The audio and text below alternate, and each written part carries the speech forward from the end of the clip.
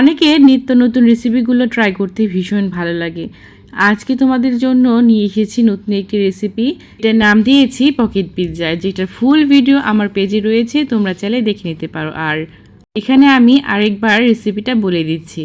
প্রথমে ফ্রাইং প্যানে পরিমাণ মতো তেল গরম করে নিতে হবে, এরপর দিতে হবে রসুন কুচি, তারপর পেঁয়াজ কুচিটা দিয়ে গোল্ডেন কালার করে ভেজে নিতে হবে। দিয়ে দিতে হবে আগে থেকে সেদ্ধ করা আলুটা একটু নাড়াচাড়া করে নিয়েছি। তারপর দিয়ে দিয়েছি পরিমাণ মতো লবণ, ভাজা জিরা গুঁড়া, একটা ম্যাগি মশলা, একটু ঝাল ঝাল হওয়ার জন্য দিয়ে দিয়েছি কাঁচা লঙ্কা। ব্যাস, এরপর ভালো করে নাড়াচাড়া করে নামিয়ে নিতে হবে। একটা পাউরুটি নিয়ে এইরকম বেলনের সাহায্যে খুব সুন্দর করে বেলে নিতে হবে, আর একদম পাতলা হয়ে যাবে। তারপর আলুটা এর মধ্যে দিয়ে উপর দিয়ে শসা আর টমেটো দিয়ে দিয়েছি।